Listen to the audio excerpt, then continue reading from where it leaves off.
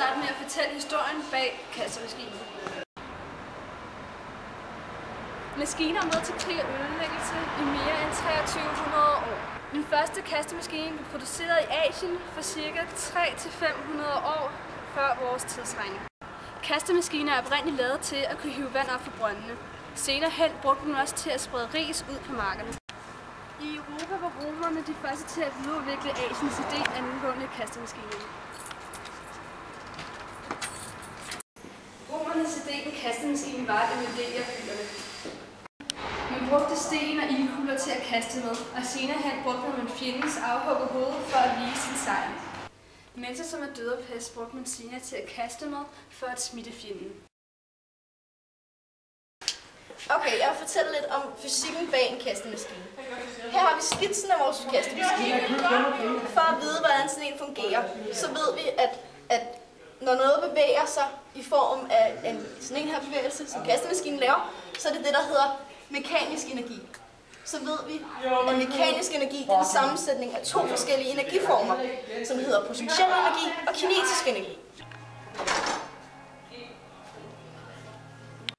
Potentiel energi, det er også det, man kalder beliggenhedsenergi. Altså hvor noget er placeret i forhold til hinanden. Kinetisk energi, det er en bevægelse. Når vi kigger på sådan en her kastemaskine, så ved vi, at den potentielle energi, den ligger i loddet. Når loddet er oppe, så er den potentielle energi, den er max. Når loddet falder ned, så er den potentielle energi, den er lige med 0. Det, der så sker, det er, at det bliver til kinetisk energi i form af, at den her armen, den ryger opad. Når armen er nede, så er den kinetiske energi, den er lige med 0. Og når den ryger op, så bliver den kinetiske energi større.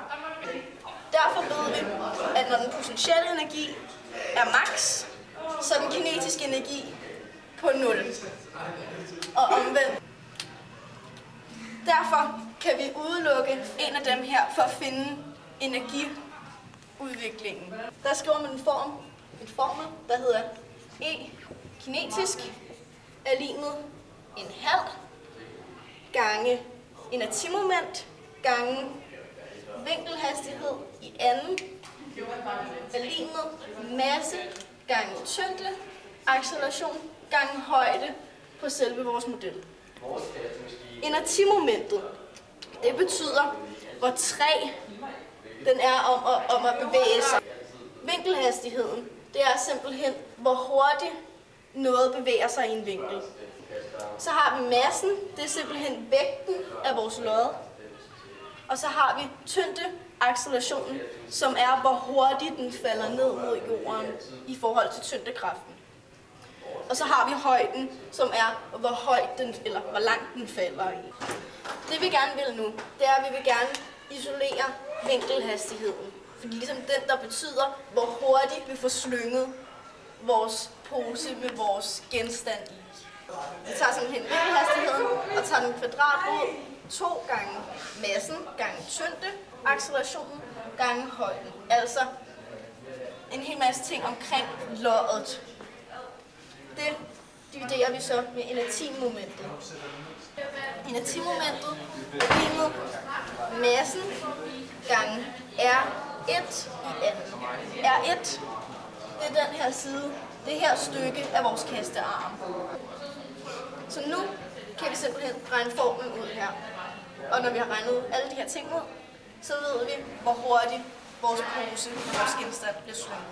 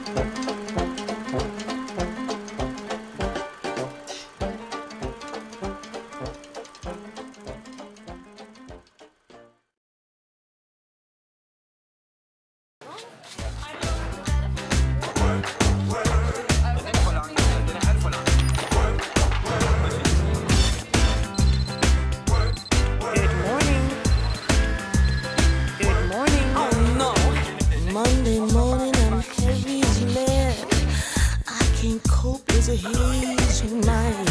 Clock didn't ring, I hate being late. So what else can I do but stay in bed? Work, work, work, work. I don't wanna work today. Work, work, work, work, work, work. I don't wanna work today. Work, work. Stay in bed for an hour or two. Pick up my phone and call. Okay, nu er vores kastemaskine bygget færdig, og vi vil godt vise, hvordan den fungerer. Jeg starter med at putte vores materiale ned i posen her, og så binder jeg lykken fast til sømmet. Hægter den ned på her. Så binder jeg den her lykke fast til sømmet.